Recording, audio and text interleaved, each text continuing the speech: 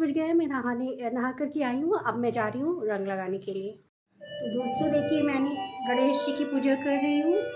तो इस तरीके से मैंने लगा रखी है। और ये हमारे यहाँ 7 देवियाँ बनती हैं, जिनमें 7 बच्चों के 2 बच्चे हैं मेरे, तो 7 देवियों के हिसाब से 7 जो है ये तिल के लड्डू चढ़ाए जाते हैं, शक्करकंद चढ़ाई जाती है और फूल माला और 7 देवियाँ बनाई जाती हैं। और इधर मैंने कलश नारियल लगा रखा है, चढ़ा रखा है मतलब। और ये देवी जी के लिए मैंने ये जो है सुहाग के सामान रखा हुआ है। और ये मैंने तिल का लड्डू बनाया है, वो रखा हुआ है। और ये जो है जो मैं लेकर के आई हूँ, ये प्रसाद यहाँ पर मैंने रखा हुआ है। तो इस तरीके से दोस्तों मैं पूजा शुरू करने जा रही हूँ अपनी। तो दोस्तों मैंने दिया जला दिया है और धूपबत्ती देवी जी को लगा दी है और लड्डू चढ़ा दिया है। तो फिर मैं अब पूजा शुरू करने जा रही हूँ अपनी।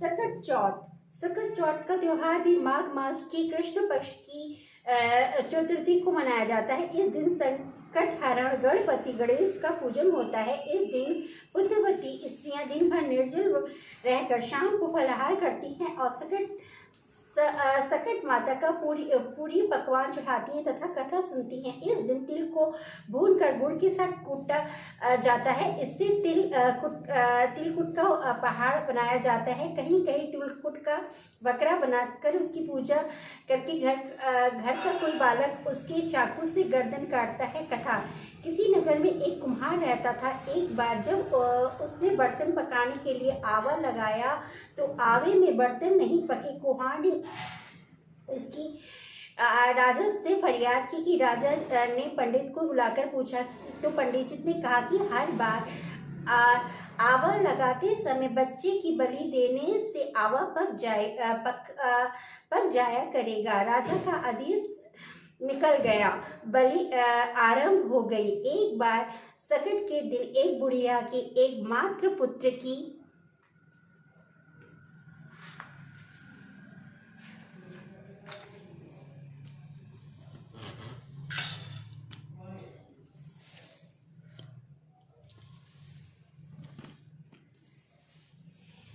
एक बारी आई। बुढ़िया ने लड़के को सकट की सुपारी तथा धूप का बीड़ा देखकर कहा, भगवान का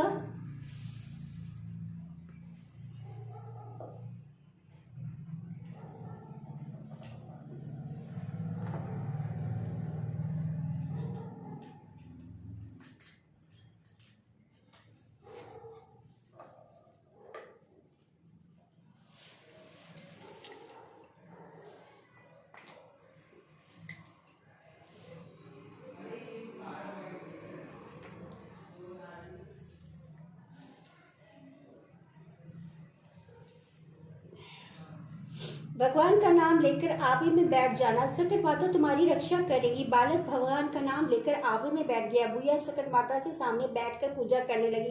पहले तो आवा पकने में कई दिन लगते थे, परंतु अब की बार एक ही दिन में आवा पक गया। बुढ़िया का बेटा भी आवे में सुरक्षित निकल गया। नगर वासियों ने सकट की महिमा स्वीकार की और सकट की पूजा से अन्य बालक भी जी उठे। इस तरीके से ओम गणपते नमः। और हम लोग जो हैं सकट माता की पूजा करते हैं आज। स्कंद कुमार कहते हैं कि हे ऋषियों, पुराण में वर्णित इस मंगलदायिनी कथा को सुनिए, जिसमें गणेश जी की व्रत का वर्णन किया गया है। जब पांडु पुत्रों को वनवास हुआ, वे सब कृष्ण की उपासना करते थे। एक समय भ्रमण करते हुए व्यास जी उन लोगों की कुटिया पर आए। पांडवों ने कर वृद्ध होकर उनका स्वागत किया। द्रौपदी ने हाथ जोड़कर कहा, हे मुनिवर, मैं राजरानी होकर दुर्योधन की सभा में अपमानित हुई हूँ। अब मैं क्या उपाय करूं जिससे समस्त क्लेश का शमन हो और शत्रुओं का पराजय हो। तब राजा चंद्रसेन पर जैसे गणेश जी की कृपा किए थे, कथा सुनाई और कहा, ही राजन, अधिमास की कृष्ण पक्ष की चतुर्थी को चंद्रोदय होने पर विधि पूर्वक विघ्न विनाशक गणेश जी का पूजन करें। गणेश जी की पंचामृत से स्नान कराकर लाल पुष्प चढ़ाए तथा घी चीनी से बने हुए 15 लड्डुओं का भोग लगाए। इनमें से 5 लड्डू गणेश जी को अर्पण करें और 5 लड्डू गणेश जी को अर्पण करें।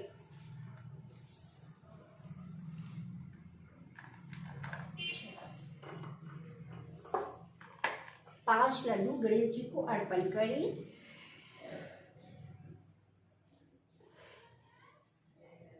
कुंवारी कन्याओं और अर्पण करें और 5 ब्राह्मणों को दान दें। कुंवारी कन्याओं को प्रसाद देकर स्वयं भोजन करें। इस प्रकार आप भी व्रत कीजिए। इस संकष्ट नाशक गणेश चतुर्थी व्रत करने से आप अपने राज्य को पुनः प्राप्त कर सकेंगे।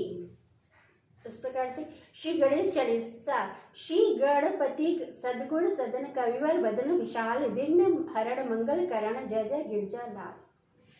अब मैं गणेश श्री गणेश यह चालीसा पाठ करे धरे ध्यान। नित नव निर्मल ग्रह बसे लहे जगत सम्मान। संवत अयन सहस्त्र दृश ऋषि पंचमी दिनेश। पूर्ण चालीसा भयो मंगल मूर्ति गणेश।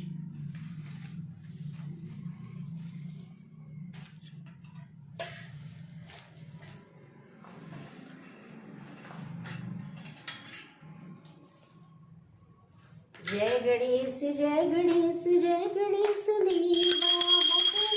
पार्वती पिता महादेवा।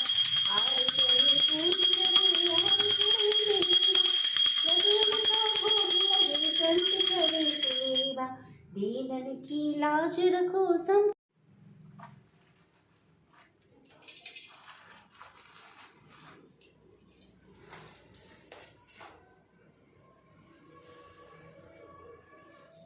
ये दोस्तों जो मैंने तिल का लड्डू बनाया, गुड़ जो है वो अग्यारी में डाल रहे हैं। ये हम लोग क्या करने की अग्यारी होती है।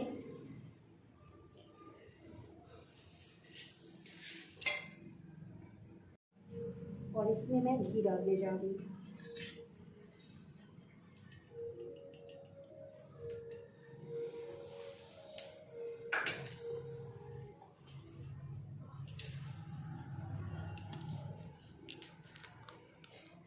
तो इस तरीके से दोस्तों हमारे यहाँ इस तरीके से ये एक कंडे की अग्यारी जो है वो, उसमें हम लोग जो है धूप जो होते हैं वो डालते हैं और जो प्रसाद जो बनाते हैं वो डाली जाती है।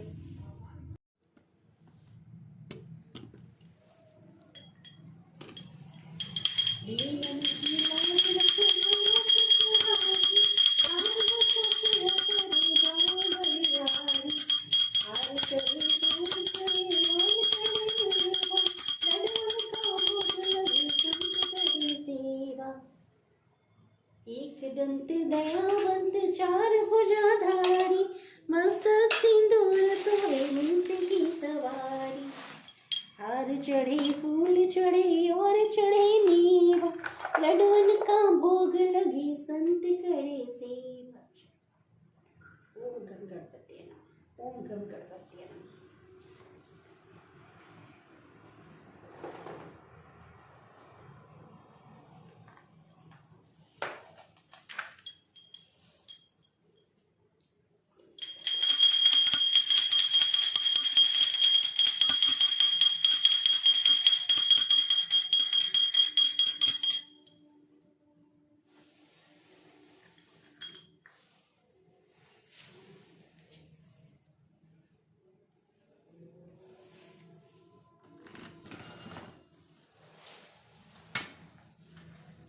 तो दोस्तों फिर मैं चंद्रमा को अर्घ देने जा रही हूँ। फिर